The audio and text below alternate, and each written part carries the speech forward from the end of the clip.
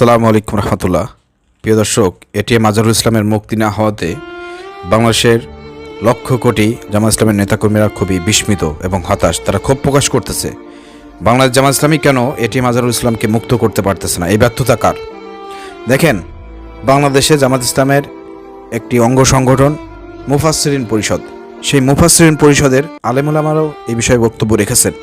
মুফাসসিরিন পরিষদের যিনি সভাপতি রয়েছেন তিনিও কয়েকদিন আগে বলেছেন, এবং তারা বলেছেন যে বাংলাদেশ জামাত ইসলামের নিবন্ধন কোথায়, প্রতীক কোথায়, এটিএম আজহারুল ইসলামের মুক্তি কোথায়, আপনারা কেন নির্বাচন চাচ্ছেন রোজার আগে, এই প্রশ্ন কিন্তু করেছেন। এরপরে আজকে রিসেন্টলি যেহেতু এটিএম আজহারুল ইসলামের মুক্তি হয় নাই, এ বিষয়ে মাওলানা ফখরুদ্দিন আহমেদ তিনি তার ফেসবুকে স্ট্যাটাস দিয়েছেন খুব কঠিন ভাষায়, এবং তার কথাগুলো আপনারা স্ক্রিনে দেখতে পাচ্ছেন। প্রিয় দর্শক, আমি একটু আপনাদেরকে পড়ে শোনাবো যেখানে মাওলানা ফখরুদ্দিন সাহেব কী ক্ষোভটা প্রকাশ করেছেন। এই ক্ষোভটা শুধুমাত্র যে মাওলানা ফখরুদ্দিন আহমেদের মধ্যে রয়েছে বিষয়টা কিন্তু এরকম না।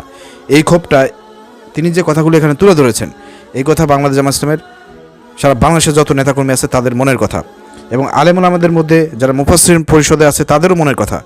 আপনি একটু খেয়াল করে দেখবেন মাওলানা ফখরুদ্দিন আহমেদ যে কথাগুলো লিখেছে, একটু পরে আপনাদেরকে শোনাবো। তিনি কঠিন ভাষায় লিখেছেন, একটু বোঝার চেষ্টা করবেন।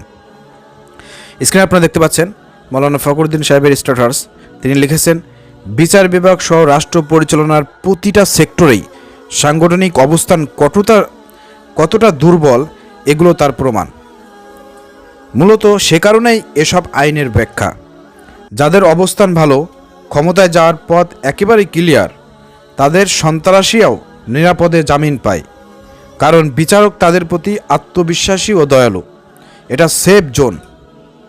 আর সংগঠনের সাথে আইন অনুযায়ী ও ব্যবহার হবে না সব সময়। আচ্ছা, আপনাদের আর কিছু করারও নাই।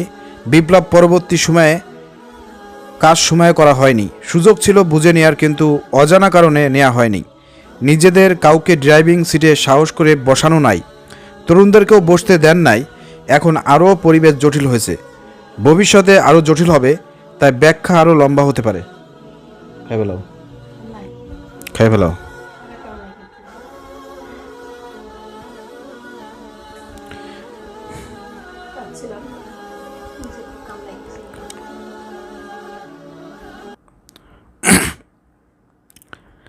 তাই ব্যাখ্যা আরও লম্বা হতে পারে। কালসাপের চেয়েও ভয়ঙ্কর ফ্যাসিবাদের বিচারের বিষয় মিন ভূমিকার মাঝে চা হচ্ছে নির্বাচন। নির্বাচনের পরে বিচারক আপনাদের উপর আরও দয়ালু হওয়ার কোনো লক্ষণ আছে কি না আল্লাহ ভালো জানেন। ইনশাল্লাহ আগের অবস্থা থেকে হয়তোবা একটু ভালো ব্যবহার পাবেন, জামিনও হয়তোবা পাবেন, কিন্তু তাড়াতাড়ি বড় কিছু আশা করার সুযোগ নেই। বিশাল বিশাল জনসভা থেকে ক্ষমতায় চলে যাবে মনে করার কোনো কারণ নেই। আশাহত করছি না, আবার অবাস্তব আশাও দিচ্ছি না। ভোটের রাজনীতি ভিন্ন, যার হিসাব নিকাশে আমরা এখনও খুব বেশি পাকা নই। এরা হচ্ছে মাওলানা ফখরুদ্দিন আহমেদ স্যারের যে স্ট্যাটাস আপনাদেরকে পড়ে শোনালাম। তিনি তার ক্ষোভ প্রকাশ করেছেন, তিনি তার মতন করে এখানে তুলে ধরেছেন। আমি মনে করি যে এখানে তিনি যে বিষয়গুলো তুলে ধরেছেন, এই বিষয়গুলো সঠিক। এখান থেকে আমাদের শিক্ষা গ্রহণ করা দরকার। জামাত ইসলামের অনেক সুযোগ ছিল, তাদের অনেক শিক্ষিত মানুষ ছিলেন, অনেক যোগ্য মানুষ ছিলেন। এই 5 আগস্টের পরে তারা বিভিন্ন জায়গায় কিন্তু বসাতে পারতেন, বসায় নাই। এমনকি বিভিন্ন সময়ে আন্দোলন করে চাপ প্রয়োগ করে আমাদের নেতাকর্মীদেরকে আমরা ছাড়াতে পারতাম। ডক্টর ইউনূসের সঙ্গে বারবার আমির জামান ডক্টর শফিকুর রহমান সহ জামাত ইসলামের প্রতিনিধিরা বৈঠক করেছে। তারা সেখানে কি করেছে, ডক্টর ইউনূসকে কতটুকু চাপ প্রয়োগ করেছে, এগুলো জাতি জানতে চায়। কেমন চাপ প্রয়োগ করেছে যে এখন 8 মাস হয়ে গেছে জামাত ইসলামের নিবন্ধন, প্রতীক, এটিএম আজহারের মুক্তি সহ সারা বাংলাদেশের জামাত ইসলামের নেতাকর্মীদের মামলা কিন্তু এখনও প্রত্যাহার হয় নাই। সেসব মামলায় এখনও জামাত ইসলামের নেতাকর্মীরা বিভিন্ন জায়গায় তাদেরকে হাজিরা দিতে হচ্ছে, এবং এখনও অনেকে কারাগারের মধ্যে আছে। আপনারা রিসেন্টলি আপনাদেরকে একটা নিউজে আমরা দেখিয়েছি, এবং আমরা কঠিন প্রতিবাদ করেছি। জামাত ইসলামের এই বিষয়ে বিবৃতি প্রদান করা দরকার যে নাটোরের আপনার সাবেক একজন ইসলামী ছাত্র শিবিরের সভাপতি, তাকে ডান্ডা বেরি পরে আদালতে পাঠানো হয়েছে। কতটা এ বিষয়ে ইসলামী ছাত্র শিবিরের কোনো প্রতিক্রিয়া, কোনো আন্দোলন, কোনো সংগ্রাম আমরা দেখতে পাই নাই। তার মানে কি, মহসিন ভাই যিনি ইসলামী ছাত্র শিবিরের সাবেক নাটোর জেলা সভাপতি ছিলেন, তার কি সংগঠনে কোনো লোক নাই? এখন মানুষ এটা লিখেই পোস্ট করতেছে, তার কি কেউ নাই? তাকে কি দেখার কেউ নাই? তাহলে কি করতেছে এই ইসলামী ছাত্র শিবির যে 5 আগস্টের আগে জুলাই আগস্ট আন্দোলনে যে ভূমিকা রেখেছে, মাস্টারমাইন্ড হিসেবে কাজ করেছে, তলে এত কিছু করলো, আন্দোলন সংগ্রাম করলো, তাদের এত লোক শহীদ হলো, তারা একজন তাদের ভাইকে মুক্ত করতে পারলো না এবং আজকে ডান্ডা বেরিয়ে পড়ে তাদের একজন লোককে আদালতে ওঠানো হয়, এ বিষয়ে কোনো প্রতিক্রিয়া নাই। এভাবে তো সংগঠন চলতে পারে না, এভাবে চলতে পারে না। সারা বাংলাদেশের জামাত ইসলামের নেতাকর্মীরা বিভিন্ন জায়গায় মার খাচ্ছে, বিএনপির হাতে মার খাচ্ছে, থানায় কোনো সহযোগিতা পাচ্ছে না, কোনো জায়গায় কোনো বিচার হচ্ছে না, সব জায়গায় ফেল খাচ্ছে।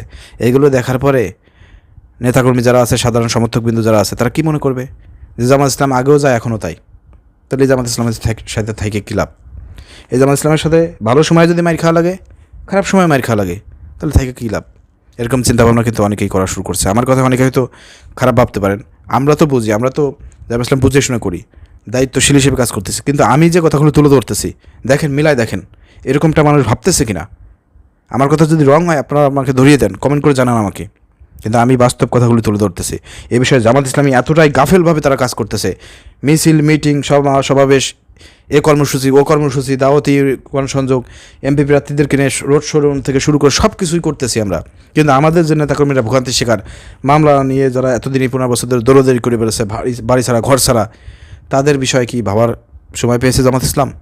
আমাদের নিবন্ধন প্রতীক নির্বাচন বলতেছেন, রোজার আগে নির্বাচন চান মিয়া, আমাদের প্রতীকের খবর নাই, নিবন্ধনের খবর নাই। এ বিষয়ে তো আমাদেরকে আন্দোলনের মাঠে নামতে হবে দরকার হলে পারে। একদিন আন্দোলন ডাক দেন, না দিলে পারে কঠোর কর্মসূচি দেন, সরকার বাপ ডেকে তারপরে ডেকে নিয়ে আপনাদেরকে নিবন্ধন দেবে, প্রতীক দেবে, এটিএম আজহারুল ইসলামের মুক্তি দেবে। আপনারা রিসেন্টলি শুনেছেন যে 6 তারিখ, আগামী 6 তারিখে তারা গুরফার করে 6 তারিখ ডেট দিয়েছে শুনানির জন্য এটিএম আজহারুল ইসলামের মুক্তির বিষয়ে। এই বিষয়ে আমি বলতে চাই আগে থেকেই, নেতাকর্মী আপনারা রেডি থাকেন। জামাত ইসলামের সব জায়গায় আমাদের ভিডিওটি শেয়ার করে দেন। কেন্দ্র পর্যায় থেকে আমরা বলতে চাই, অনুরোধ জানাতে চাই, আহ্বান জানাবো, এই 6 তারিখে লাস্ট এবং ফাইনাল খেলা হবে। ওদিনকে ডাক দেন সারা বাংলাদেশ অচল করার জন্য, প্রতিটা জেলা অচল করে দেওয়ার জন্য আপনার কর্মসূচি ঘোষণা করেন। এটিএম আজহারুল ইসলামের মুক্তি না হইলেই রেডি থাকবে জনগণ, রেডি থাকবে নেতাকর্মীরা, রাস্তায় নিয়ে যাবে, সব কিছু ব্লক করে দেয়, বাংলাদেশ অচল করে দেওয়া হবে। এরকম কঠোর কর্মসূচি ডাক দেন, দেখা যাক এটিএম আজহারুল ইসলামকে কীভাবে তারা জেলের মধ্যে আটকায় রাখে আমরা দেখতে চাই। প্রিয় দর্শক, আপনার প্রস্তুতি গ্রহণ করেন এবং আপনার ভিডিও শেয়ার করে দেন, এবং আমরা আহ্বান জানাবো আমির জামাতের কাছে যে আপনি এই কর্মসূচি ঘোষণা করেন। আগে একবার কর্মসূচি ঘোষণা করছিলেন না, সরকার কিন্তু একটু নড়েচড়ে বইছিল, এবার এই কর্মসূচি ঘোষণা করেন সারা বাংলাদেশ অচল করে দেওয়ার। দেখেন কি হয়। অনুরোধ জানাচ্ছি, আহ্বান জানাচ্ছি। আসসালামু আলাইকুম রহমতুল্লাহ।